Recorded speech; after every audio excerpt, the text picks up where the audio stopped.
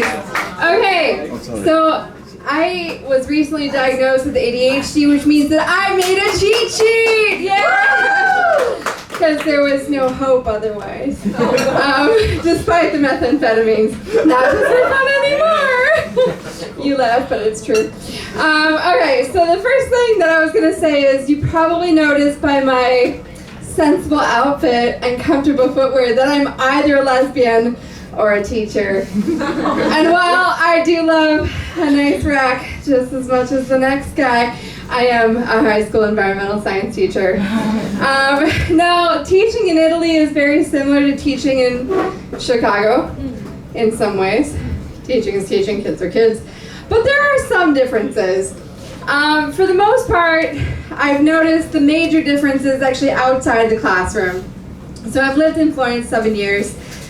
By now, thankfully, I'm fluent in Italian, but there was once upon a time where I made a lot of mistakes, and there were pitfalls, particularly matching words with gender and number. So when I had first moved to Italy, I went up to my roommate at the time and I said, "Buon modifica?"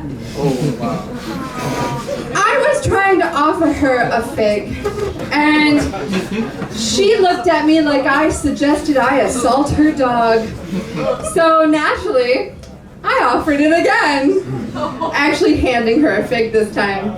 When she figured out what I was trying to say, she said, "Amanda, la parola è fico." The word is fico. And I was like, "Oh, Elena, what did I say?" And she was like, because my conservative Catholic roommate did not want to tell me that I just offered her pussy. So, that was a little pitfall. And when I first met my Italian friends up in Florence, they asked me to describe myself. They said, "Oh, Amanda, tell us about yourself. What are you like?" And I said, "Oh, sono sensitiva e osservante." And then they asked me if I go to church a lot, which I thought was a really weird follow-up question, because I had just said that I was sensitive and observant, but I really said that I was psychic and very religious. So that was a good time. And then, sorry, looking at the cheat sheet because this is a special moment. Oh, this one's interesting. There is a word in Italian that has one letter different between a very commonly used word and a word that means something a little bit rude. So when my friends asked me why I was so down after telling them I was sensitiva osservante, I said I felt farted. Because I didn't say scoraggiata, I said scoraggiata. One little letter difference that fucking me. Anyway.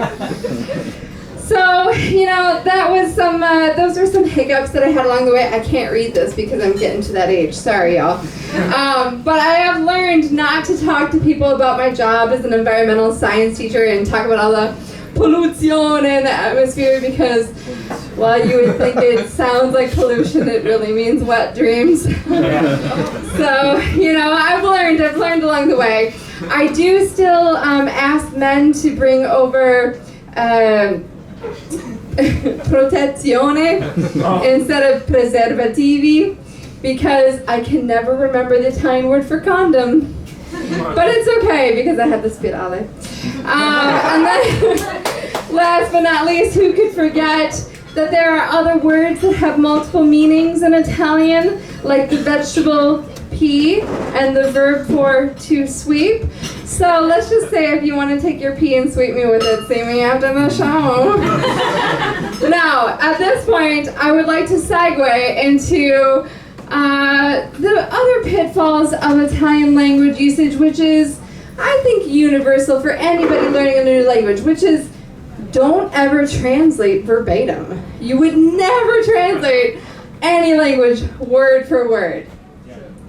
But if you did, I took the liberty of taking a WhatsApp chat with a Italian fella, and translating it word for word into English for my own pleasure and hopefully yours. So at this point I would like to ask, is there a brave soul that would like to come up and read the hymn part of this little scene? Keep in mind I can't see any of you. Brave soul. Brave soul. Come on up, come on up.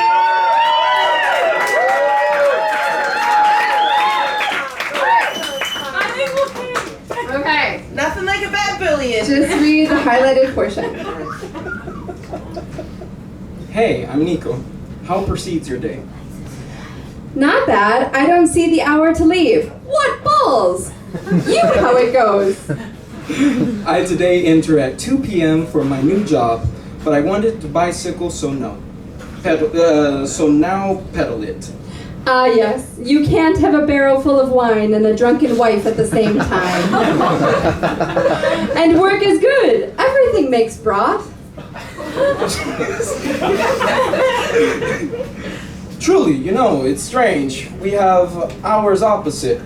Me, if you have said you are a morning person, I today am myself wake up at 9. I am big lazy. I am tired dead, also me. Misery swine! I should make a nap. Us we hear more later if you it goes. I am agree. In the ass of the whale. Let's hope it doesn't shit.